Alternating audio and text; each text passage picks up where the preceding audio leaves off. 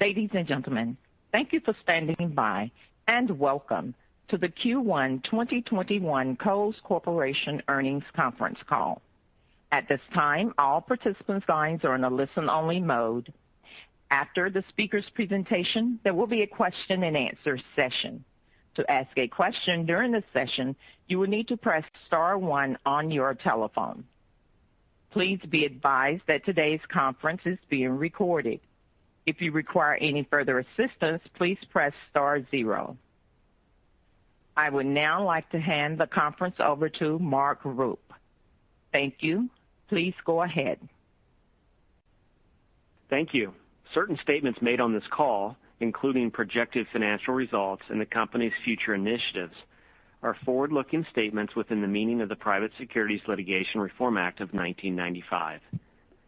Kohl's intends forward-looking terminology such as believes, expects, may, will, should, anticipates, plans, or similar expressions to identify forward-looking statements. Such statements are subject to certain risks and uncertainties, which could cause Kohl's actual results to differ materially from those projected in such forward-looking statements.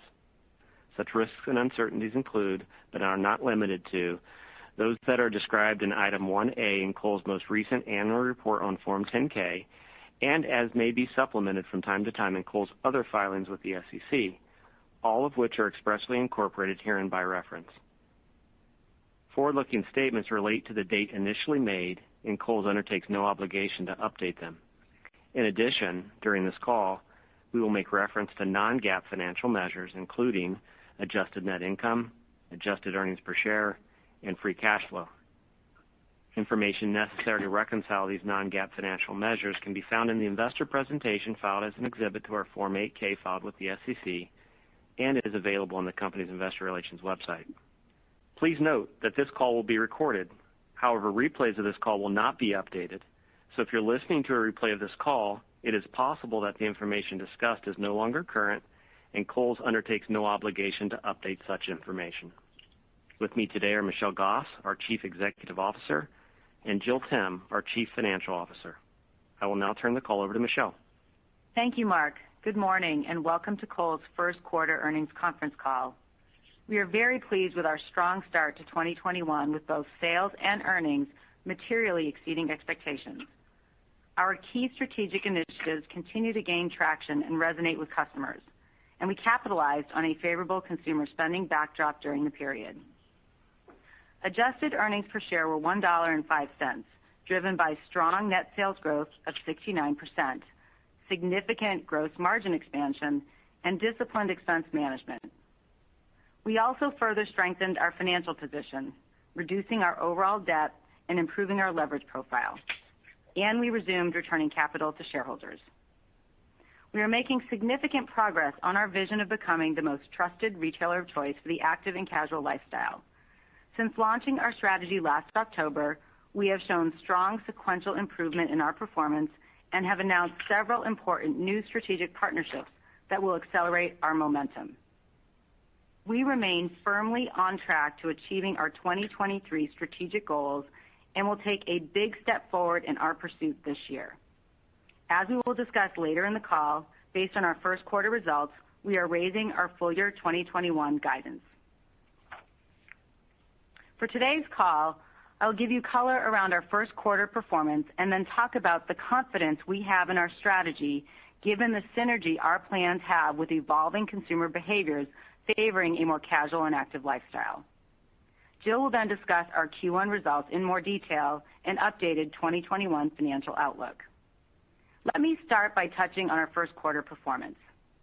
As I indicated, our results exceeded expectations across the board. Sales strengthened as we moved through the period, with March and April combined sales positive as compared to the same period in 2019. Store sales more than doubled year over year due to continued traction against our strategy and lapping last year's store closures. We experienced an acceleration in customer visits as the quarter progressed, which contributed a majority of our total Q1 sales upside. Our digital business also had a great quarter, with sales increasing 14% to last year and up more than 40% to 2019. Digital accounted for 30% of sales, with stores continuing to support growth by fulfilling nearly 40% of digital sales. From a product perspective, all of our lines of business exceeded plan and increased significantly year-on-year, with the best performing areas being those most impacted by the pandemic, namely men's and women's apparel. And many areas of our business have returned to or are exceeding pre-pandemic sales levels.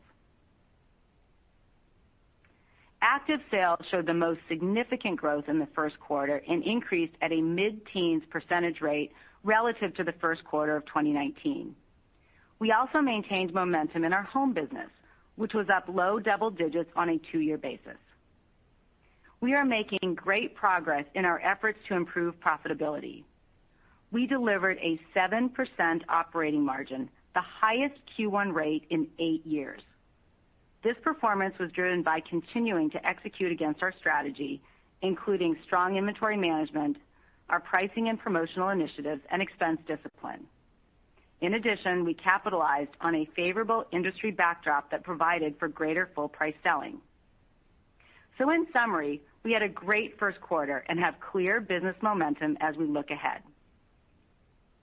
Let me now discuss the confidence we have in our strategy, which will uniquely position Kohl's to drive strong growth in the years to come. As we have all seen recently, the U.S. consumer is in a stronger position. Spending has picked up, driven by stimulus, easing COVID restrictions, and people resuming more normalcy in their daily lives.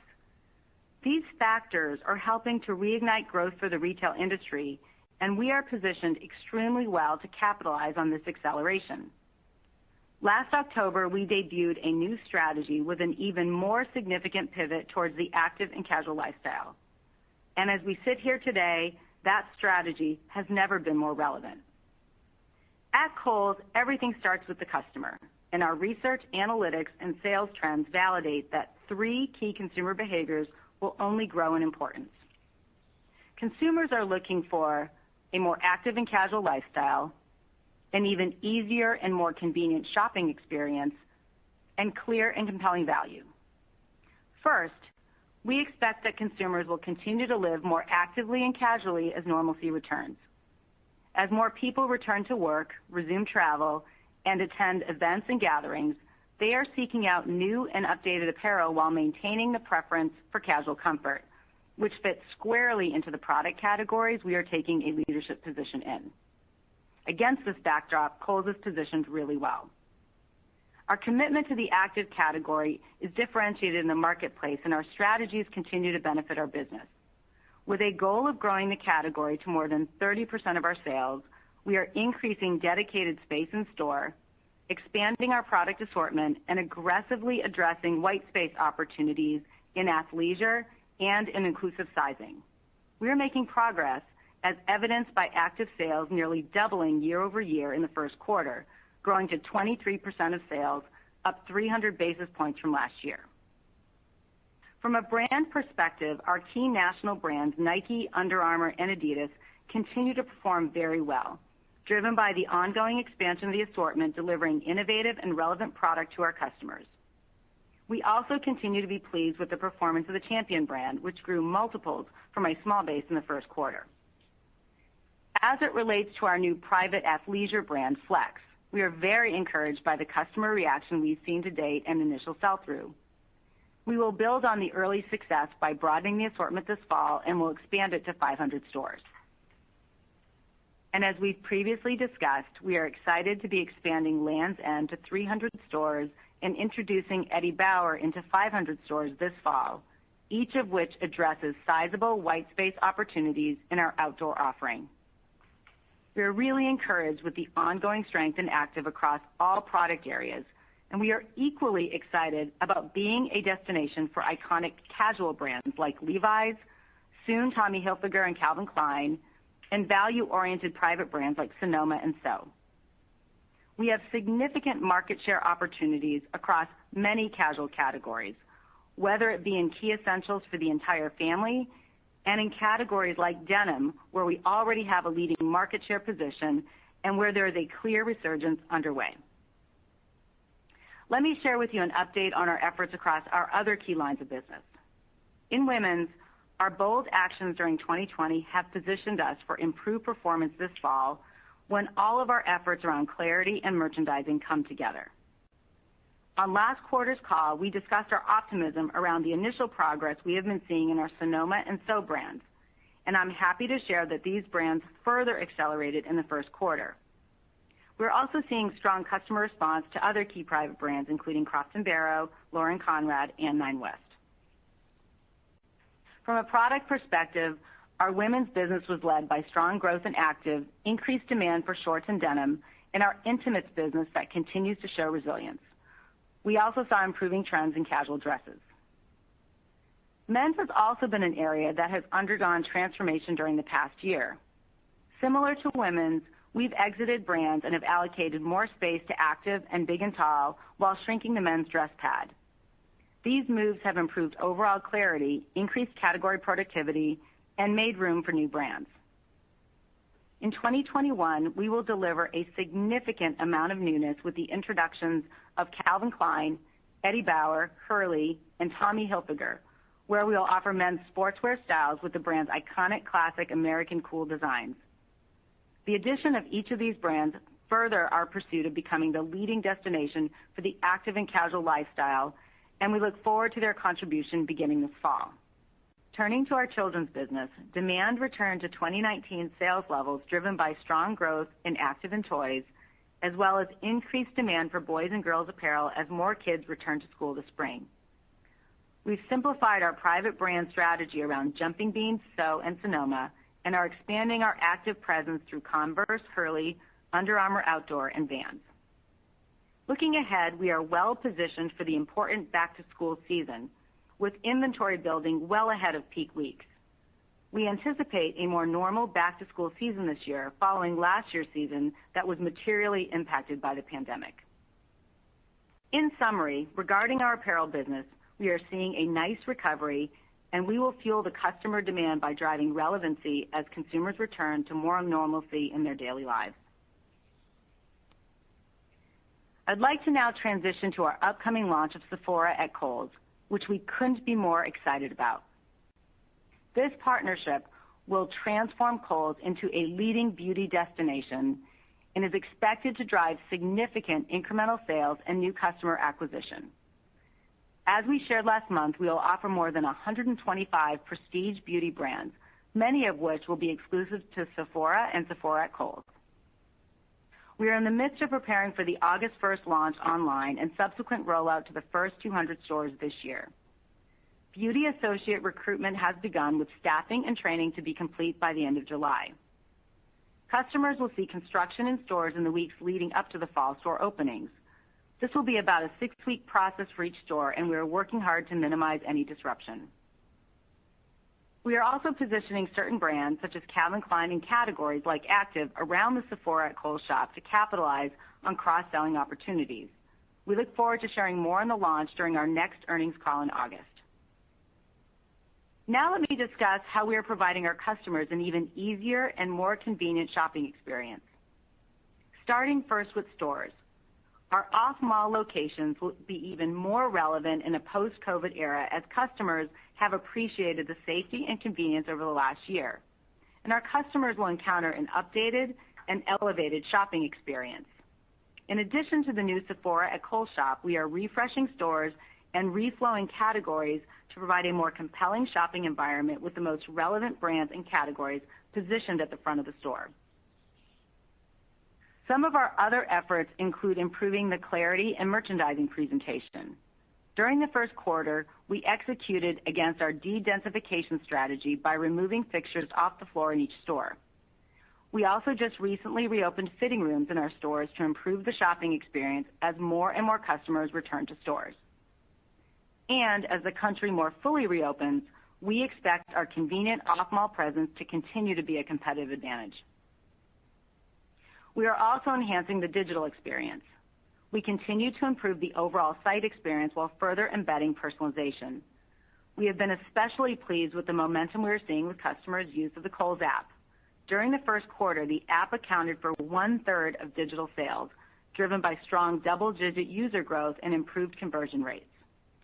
and we continue to provide an industry-leading omni-channel experience. During the first quarter, our stores provided foundational support to our digital sales growth, fulfilling nearly 40% of sales, which was up slightly to last year as customer pickup increased with stores open for the full period. Our leading omni-channel platform will continue to enable us to create an inviting experience tailored to deliver ease and convenience while also providing inspiration and discovery to shoppers. The final thing I want to touch on is the importance of providing clear and compelling value. Kohl's is recognized as a leader in delivering compelling value, whether that's through our iconic Kohl's Cash, our Kohl's Rewards loyalty program, or our Kohl's Card credit program. In past quarters, we shared that through customer research, we discovered that we had an opportunity to improve how our value is understood by customers, especially new customers. Over the past year, we have made big strides to improve the value communication and delivery to our customers. Last fall, we launched our Kohl's Rewards loyalty program, simplifying and leveraging Kohl's Cash as the rewards anchor and more fully integrating the program across our digital, omni-channel, and store capabilities. And we have improved and simplified our value equation by continuing to scale our pricing and promotional strategies, allowing customers to more quickly get to the end price and see the value. These initiatives are working, and we look forward to further traction as we scale our efforts. Before I hand it off to Jill, let me summarize my comments today. As evident in today's results, we are pleased to see our business continue to build momentum. And with the impact we are seeing from our initiatives, I am even more optimistic about what the future presents. Much of our strategic work is still underway with significant benefits ahead of us. We continue to believe we are set up for a multi-year improvement in sales and profits and remain firmly on track with our 2023 strategic goals. In closing, our strong results and promising outlook wouldn't be possible without the incredible efforts of our associates across the country. Your ongoing commitment to Kohl's, our strategy, and our customers has further differentiated and strengthened our positioning in the marketplace and has paved the way for an exciting and bright future. With that, I'll now turn the call over to Jill, who will provide details on our financial results and updated guidance. Thank you, Michelle, and good morning, everyone. This morning, I'm going to review our first quarter results, discuss our capital allocation actions during the quarter, and then provide details on our updated 2021 guidance outlook. Let me start with our first quarter results. As Michelle touched on, we are off to a strong start in 2021, with Q1 results exceeding our expectations across the board. Net sales increased 69%, with store sales more than doubling and digital sales up 14%. Sales accelerated during the quarter, with combined March and April sales increasing low single digits relative to 2019, driven mainly by the momentum in our store sales. Other revenue, which is primarily credit revenue, declined 16%, which was slightly better than we expected. Turning to gross margin, Q1 gross margin was 39%, up materially from last year's COVID-impacted 17.3%, and up over 220 basis points from the first quarter of 2019. Our efforts to drive margin expansion continued to pay off. We managed inventories tightly, resulting in less clearance as a percentage of sales, and further scaled our pricing and promotion optimization strategies during the quarter. We also benefited from a favorable industry backdrop, which provided for greater percentage of full price selling. While we expect some of the tailwinds to ease as inventory rebuilds across the industry, we remain confident in our ability to further enhance our margin structure through our strategic initiatives. We are also monitoring cost headwinds related to industry-wide supply chain disruptions. We have navigated the challenges very well to date, but acknowledge that there still remains a lot of uncertainty as we look to the balance of the year. Now let me discuss SG&A. In Q1, SG&A expenses increased 9.8% to $1.2 billion, driven by significant top-line growth. As a percentage of revenue, SG&A expenses leveraged against both 2020 and 2019, as we made strong progress against our marketing and technology efficiency efforts. We reduced our marketing to sales ratio to 4.2% and lowered technology spend by more than 15% versus last year. In addition, relative to last year, improved store labor productivity was a key driver of the improvement. As we look ahead, we expect wage inflation to remain a headwind. However, we will continue to drive efficiency through increased store productivity and lower marketing and technology spend. Our strong gross margin and SG&A expense efforts during the quarter translated into a 7% operating margin, an increase of 295 basis points to 2019. These results give us confidence that our strategies are working and we will hit our stated annual goal of 7 to 8% operating margin by 2023. Last, let me touch on some additional financial items. Non-recurring items were $201 million related to the completion of our $1 billion debt tender offer during the quarter. Depreciation was $16 million, lower than last year due to reduced capital spend in 2020.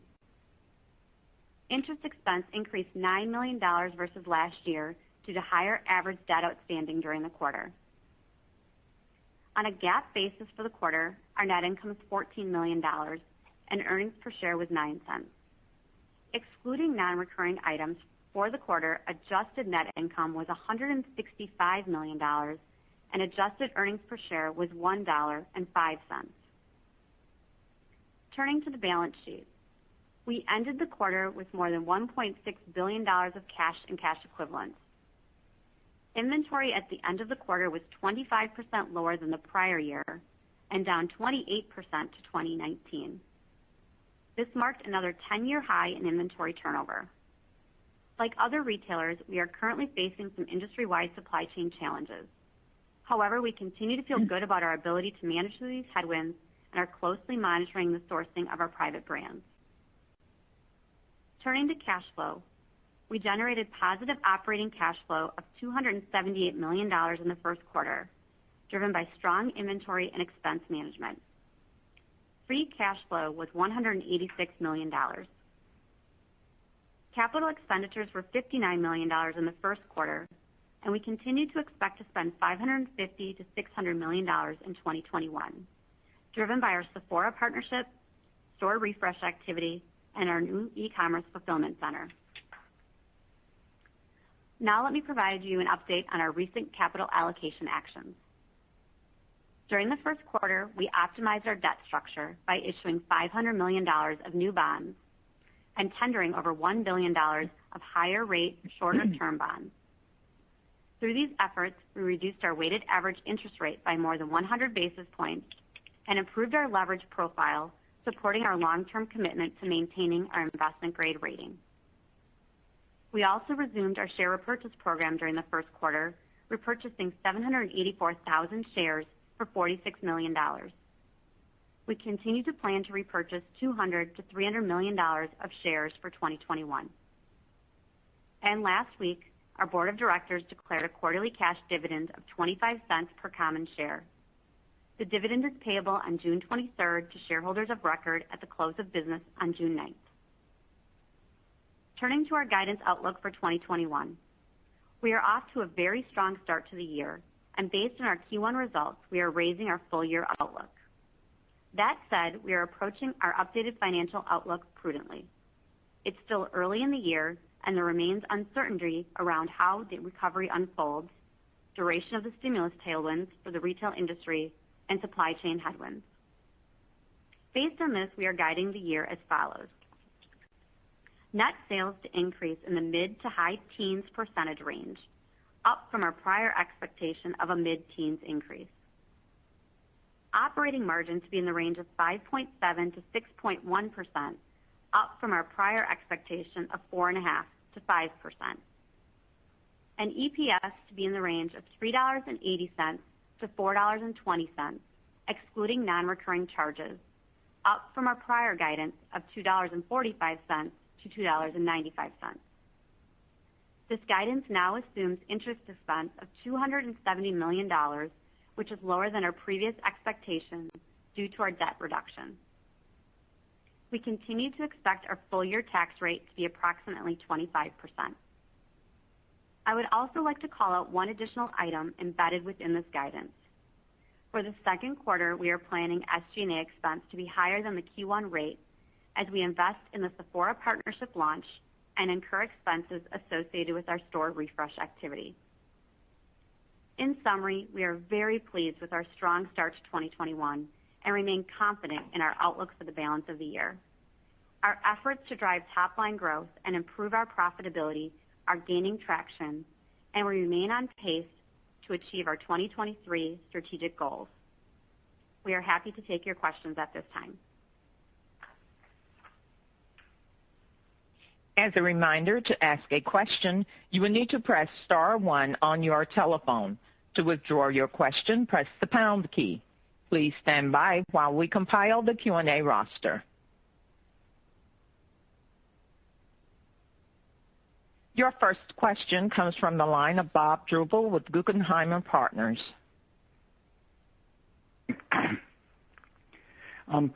Just got a couple of questions. Can you talk a little bit about just the trends in store traffic? I don't know if you want to go monthly or the last few weeks. Just love to understand, what you're seeing. It sounds like stores have definitely come back and sort of how you feel about that progress. And Michelle, I was just wondering if you could talk a little bit about the denim category. I think there's a lot of talk around, the denim resurgence, and if you feel like, you're getting your fair share and how you think you're positioned in that category, as we reopen here. Thanks. You bet. Thanks, Bob, for the question. Michelle here. So to your first question around stores and traffic, that accounts for a lot of the upside and the build that we saw throughout the quarter. And as Jill mentioned, our comps were positive to 2019 for the March-April time period combined. February was a little tough, weather disruption and the like, but as both spring arrived, vaccine distribution, clearly the stimulus, but candidly our own strategy really working and working a lot harder. So, we felt good about that momentum. And like we said, a lot of that was driven by the store's acceleration, and that has continued into May. So we feel good. And, it's worth noting as well that our sales were up, call it 70%, close to 70% for the quarter, and our apparel business in aggregate across men's, women's, and kids exceeded that. So we feel really good about the customer being ready to spend, and they are spending on the apparel categories. And then related to your question on denim, we also feel quite optimistic about that category. Kohl's is a leading retailer of denim. And I think what really sets us apart, Bob, is that we have a great portfolio of both sought-after denim national brands, in particular Levi's, and then complemented with great private brands in the denim category. We're investing more in brands like Sonoma and So, even Lauren Conrad and Sonoma and So were positive to 2019 in the women's category, and denim was a part of that. And then Levi's really accelerated through the quarter, and we're seeing strength across the board, especially in women's denim. So all that being said, I think that sets us up extremely well as we head into the back-to-school season, where denim plays a key role, and that will be complemented with the strength in our active categories that also will play a significant role in the back-to-school season. Great. Thanks, Michelle. Yeah. Thanks, Bob. Your next question comes from the line of Paul Trussell with Deutsche Bank. Good morning, and congrats on a really strong start to the year. I wanted to dig a bit into the guidance provided. You just mentioned and reiterated that the March-April period was up versus 2019. It sounds like there is some strength that's continuing into May. Maybe you can elaborate on that. But more importantly, better understand things you may or may not sustain over the balance of the year. I believe the full guidance still suggests that the top line will remain below 2019 more or less for the balance of the year. And then, similarly, as we look at the guidance, updated guidance for margins, I'd just be curious in terms of kind of order of impact, what is contributing to the better than expected performance as we think about some of the full price selling or pricing and promotional strategies, et cetera, that you all have implemented. Thank you. Thanks, Paul, for the question. Why don't I kick it off, and then I'll hand it over to Jill to speak to the margin piece. So first of all, to your question on guidance, what I would say to that is we clearly have had a very strong start to the year with Q1 results exceeding expectations across the board. And we're pleased to see the top line momentum as well as the flow through to the bottom line hitting a 7% operating margin. And as you know, we put out there the longer term goal 2023 to be in that 7 to 8%. So that does give us great confidence. We did raise our financial guidance, as you know, and a lot of that is driven off of our strategies that we see working. So I was just in the prior question speaking to the strength of apparel, our active category being up double digits to 2019. We're seeing active strength across the board, across all lines of business, et cetera. And we're continuing to see even categories like home play out. Candidly, the reason why we guided as we did was that there's just still uncertainty out there. Yes, we're optimistic on emerging out of the pandemic and vaccine distribution and, what's happened with stimulus and more money in people's pockets. But there continues to be uncertainty as we approach the back half of the year. I will say we are leaning into every opportunity to chase demand, and I would say consumer behaviors quite lend themselves to our new strategy. But as it relates to, headwinds, and Jill will speak to this in a moment related to possible margin headwinds or cost headwinds, we're just being prudent. But let me assure you that we are going after every and all top and bottom line opportunities for the company as we look to the remainder of the year. And I'll have Jill add more commentary as it relates to your questions around margin. Sure. And Paul, I just want to echo, we do feel really pleased with the strong start, but as you know, it's early. Q1 is the smallest quarter of the year. So although we feel optimistic with the strategies and the consumer backdrop, we also know a lot of uncertainty persists. Our margin expansion, we tightly managed inventory. This is the third quarter in a row you saw us improving our turns. Second quarter in a row, it went to a 10-year high. And obviously, this lends to a lot less clearance selling. That's definitely in the wheelhouse of our strategies. It gives us confidence we're going to hit that 4X turn, as we mentioned to you, by 2023. In addition to that, we've been working on the pricing and promotional optimization strategies. And I would say there's a mix here. Some of this is just our strategies. You saw a lot less stackable offers. We're leaning more into pricing events. We're simplifying that value equation, and we're really seeing that resonate with the customer. But we're also taking advantage of the macroeconomic backdrop that there is less inventory, there is more full price selling that is available to us, so we're taking advantage of that now. We do believe as the year progresses, people are going to build back into some of the inventories, and some of those tailwinds could ease. And then as well, we know we're monitoring supply chain disruptions, which we feel like we've managed very well, but we're not sure how long that will persist as we move into the balance of the year. And then last, we do know digital will become a bigger portion of our business as the year progresses as well, and that with the cost of shipping will be a headwind. So those are the reasons we took a prudent approach to the rest of the year, but I do want to underscore Michelle and my confidence in the strategy that we have outlined and the fact that we do believe we'll continue to further enhance our margin structure. Thank you for the color. Best of luck. Your next question comes from the line of Steph Wissink with Jefferies. Thank you. Good morning, everyone. We have two questions as well, if we could. The first, Michelle, is for you, just on the overall SKU optimization strategy and inventories being down 20+% at the end of the quarter. I'm wondering if you can just connect those two. Where are you at on the rationalization of SKUs? Sure, Steph. Thanks for the question. We've been on this mission for the last year, really across the company, and we've shared that driving clarity, brand clarity, choice clarity is a key strategy for women. We've also made great progress for men's. I would say by this fall, we will be near complete of that process. But even as we sit here today, we have made great clarity. And our choice counts, as an example, to your question on SKUs, our choice counts are down significantly across the board. And that is enabling the kind of inventory reduction, but I think really more importantly, Steph, the record levels, 10-year highs of inventory turn that we're seeing. So the teams have done a ton of work to make sure that as it relates to brands, each brand has real purpose in terms of what it stands for, and we have eliminated redundancies. Across the company, we've eliminated 25 brands, 25 significant brands, and then we are driving that choice count down. That has allowed us just further to de-densify, if you think about the store environment, remove fixtures, de-densify and create a more inviting, more clear shopping experience, and the customer is giving us credit for that.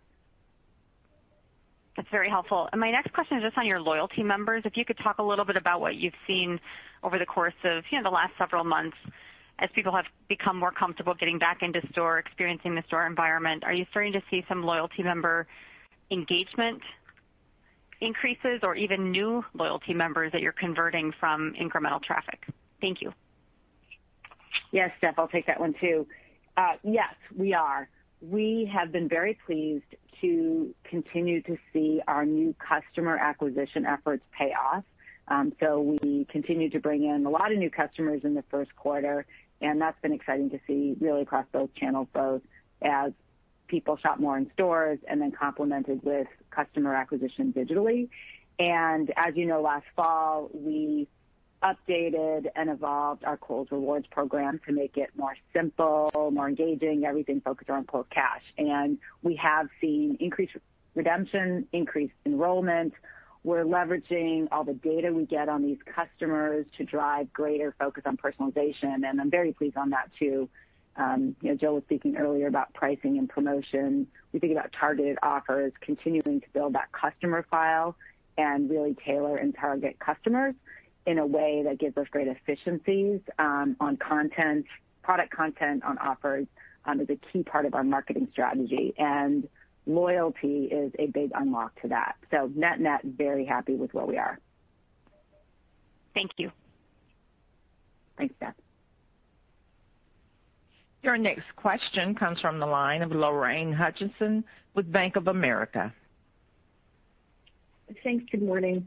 Just following up on Paul's question around the margin guidance, it seems like you've built in some level of conservatism to the gross margin line based on inventory levels building and delivery expenses. Can you maybe talk about areas of opportunity for upside to that target? And then also if there were any other SG&A buckets, 2Q with Sephora, but anything else we should be thinking about to factor into our model for the rest of the year?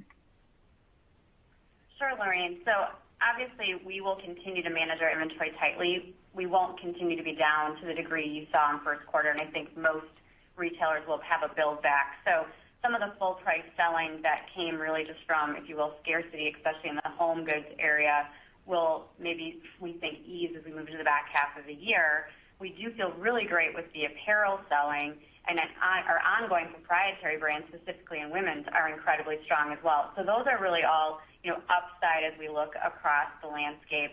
We'll continue to use our pricing and promotional strategy, as Michelle mentioned, being much more targeted, which we see as a huge benefit for both top line because it drives consumer behavior, but obviously then falling to the bottom line from a profit perspective. But with that being said, I think just the uncertainty that remains is why we just took a prudent approach. Our goal is clearly to continue to beat this guidance that we have out there and really drive it through our strategies.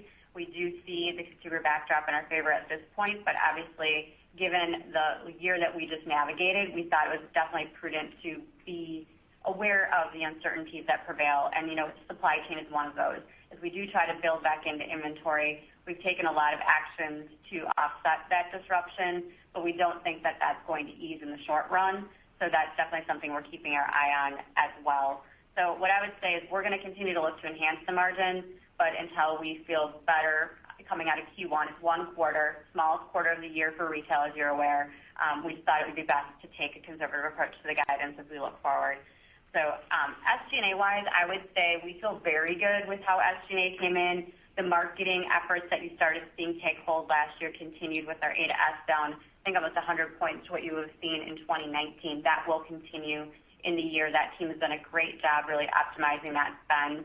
You're going to see us much more in the social areas. In fact, we use a lot of social media to launch our new athleisure brand Flex, and that worked incredibly well for us with that launch exceeding our expectations.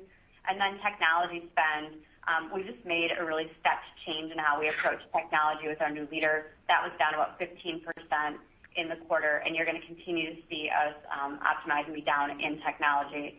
The wage rate pressure is something we'll continue to watch. We've taken that on a market-by-market basis. Our productivity in the stores has continued to increase to help us mitigate that, but that's definitely a risk we're watching, and depending on how the wage rate plays out, as well as the labor market. Obviously, there's definitely been some concerns on labor, mainly for us in the distribution centers, so we're addressing that appropriately as well to make sure that we're attracting the high amount of talent that we've consistently had in those areas.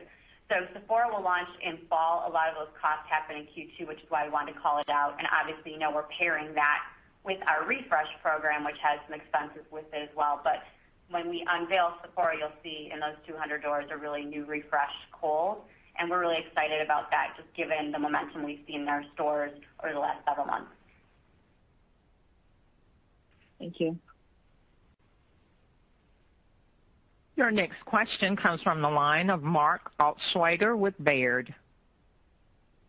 Good morning. Thanks for taking my question. I guess first, it's following up on the customer topic. I'm hoping you could give us a sense of what your active customer count looks like kind of currently at the end of Q1 relative to the end of Q1 19. And along those lines, maybe talk about your progress with reactivation efforts and really your ability to target customers that may have had to shift to other retailers amid the pandemic in early last year.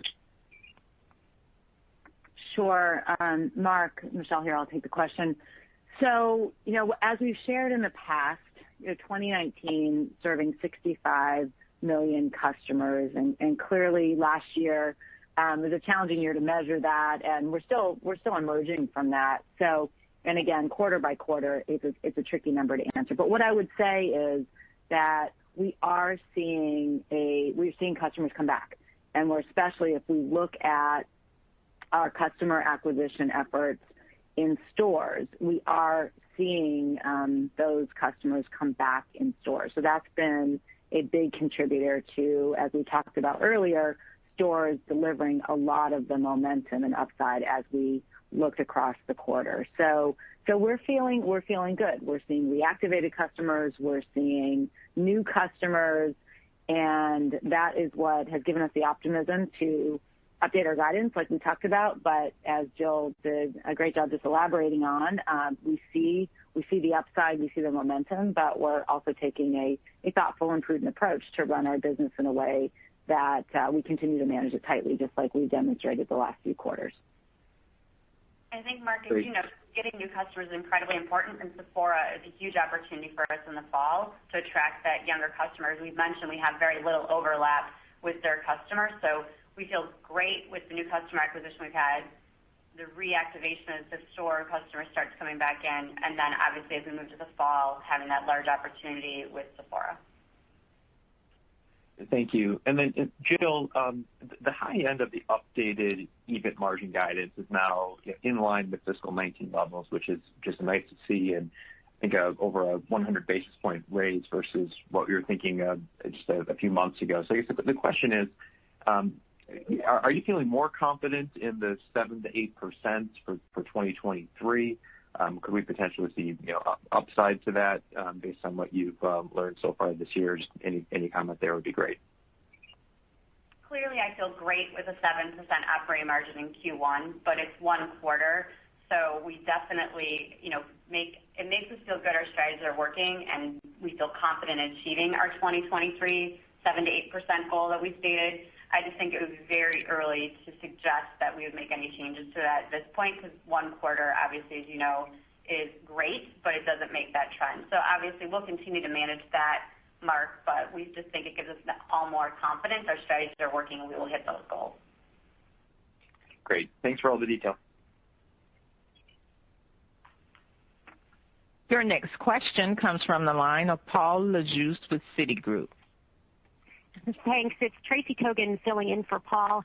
Michelle, I was wondering if maybe you could talk about some of your plans to improve conversion from some of the partnerships you have, especially Sephora. I know you mentioned you're probably moving some brands closer to Sephora, but maybe if you could just talk about some of the other plans you have for improving conversion. Thanks. Sure, Tracy. Well, to speak specifically to your question on Sephora, couldn't be more excited about that launch. I mean, we're now literally just a few months away. As you know, this has been a massive effort across the company. 200 doors opening this fall, 850 by 2023, and then all things digital fire up on August 1st. So everything, all systems go. We're feeling very confident about the launch. And we also feel very confident about the halo effect that we'll see. We think about not only new customers, but also with existing customers.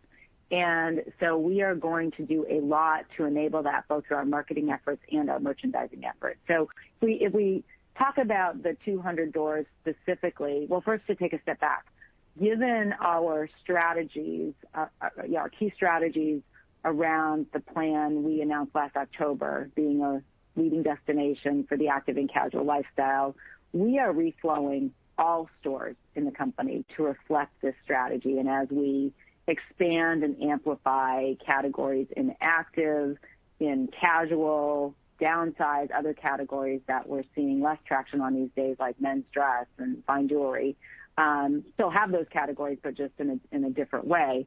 We think across the board, that reflow and that merchandising coupled with inventory management, reduced choice counts, faster turns, overall is going to be a great customer experience, not limited to the 200 doors. But in the 200 doors, which will quickly grow to 850, it's a tremendous opportunity. Lots of new customers, younger customers coming in. So all the brand moves we're making really speak right to this newer, fresher, more modernized Kohl. So as you know, Calvin Klein, Tommy Hilfiger coming in, even Eddie Bauer, the outdoor lifestyle, et cetera.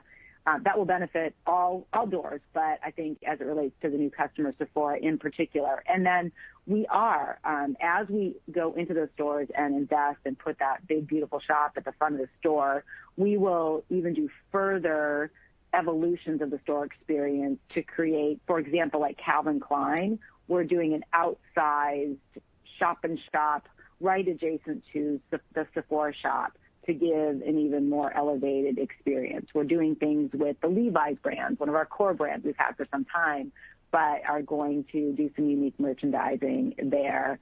And I'd say the list goes on. There's just a ton of opportunity. It's a huge focus for the team. And, it's a unique opportunity. So we've got to seize it and take advantage of the great opportunity that the Sephora brand brings and welcoming all these great new customers. Thanks. Good luck, guys. Thank you. Your next question comes from the line of Oliver Chen with Cowen. Hi. All the progress at Sephora and your plans sound quite exciting. What are your thoughts about how that may interplay with back to school and holiday? And as we think about our models, how might sales per square foot be in Sephora, and what kind of lifts might you see? There's a lot of new and younger customers given little overlap. Would also love your take on the supply chain challenges and what's in your control and what's not in your control, and which categories are most impacted. Thanks. Sure, Oliver. Well, I can kick it off, and then I'll have Jill chime in here, especially on the supply chain issues. Well, I would say to your question on, as we think about all of our strategies leading into back to school and holiday, I think we've never been as well positioned. I think the timing of Sephora related to the online launch, and that affects everybody, our entire digital business, which, as you know, is growing, is strong. Our omni-channel capabilities, for example, in the 200 doors will obviously enable things like buy online, pick up in store, and curbside. but we will enable buy online, ship to store to all of our stores. I think that's a good example of the power of our omni platform. So if a customer wants to order Sephora and pick it up in their local store, but there's not yet a Sephora store, we will enable that, free shipping, et cetera. So we're super excited. I think we and Sephora are excited about what our omni-channel platform will do for Sephora at Kohl's. But I think the timing is absolutely perfect. I mean, back to school will sort of hit the tail end as we launch Sephora, but a lot of our new initiatives are right in there. As we'll be launching them, back to school will be kicking off, and then right into holiday. I think we're set up for a great holiday. All the trends we're seeing around customers living a more active and casual lifestyle, we don't see that letting up. We saw strength in active last holiday. We expect that to continue, whether that's purchases for self or gifting.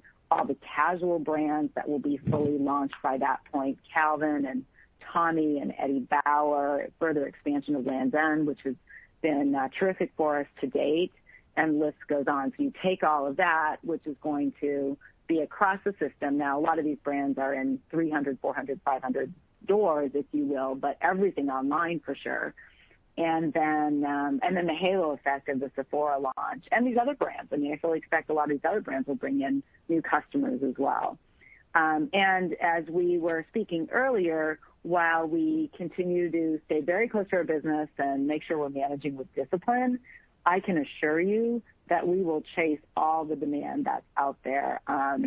Jill will speak in a moment about supply chain disruption and what we're seeing, but our partners, our brand partners, our suppliers have been really terrific as we navigate this and lean into opportunities. I mean, we use home as a good example, which home has been great for the industry, great for us, and we've been able to chase in and maintain strong positive comps for multiple quarters now.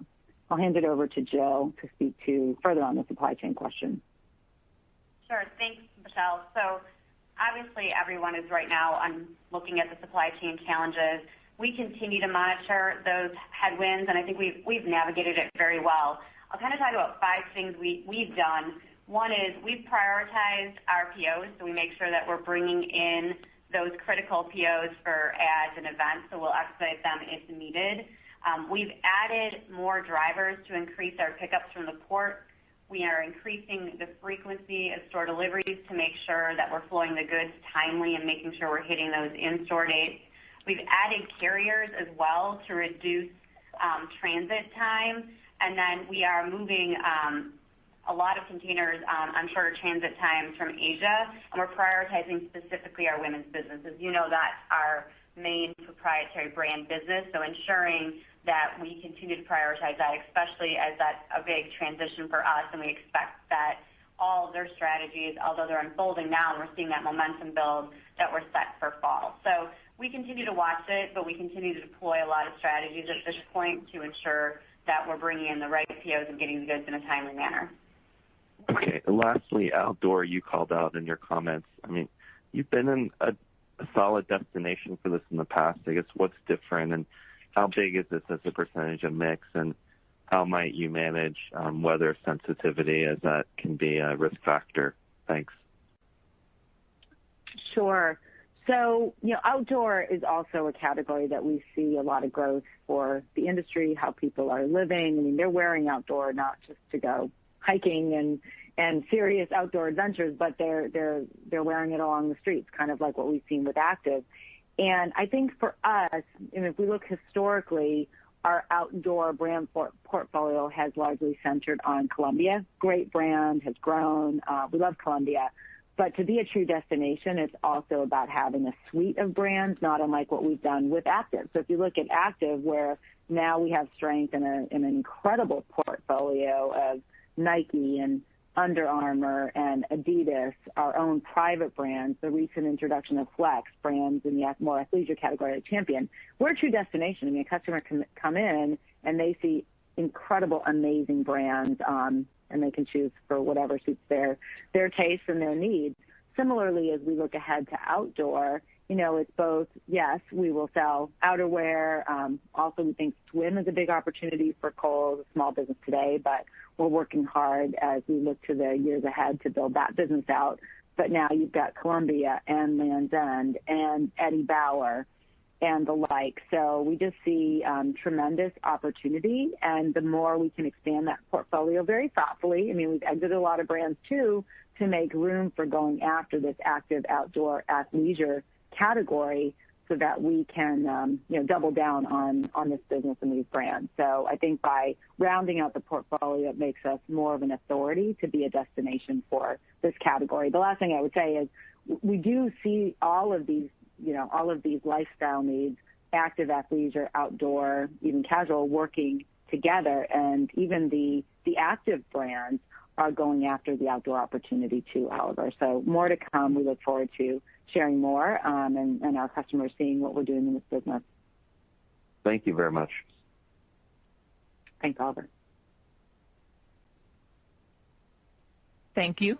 Your next question comes from the line of Chuck Graham with Gordon Haskett.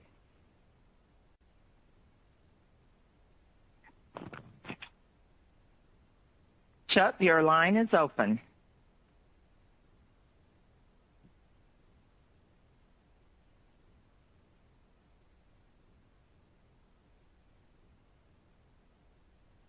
Chuck, your line is open.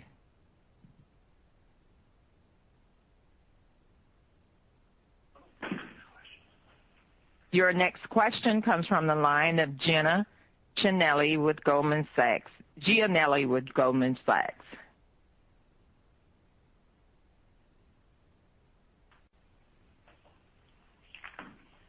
Your next question comes from the line of Jenna Giannelli with Goldman Sachs.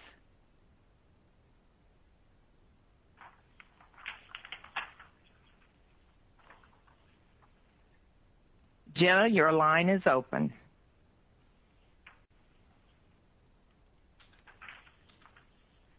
Okay, it sounds like we don't have Jenna, so I think this is probably a good time to close it out. Thanks, everyone, for listening on the call today.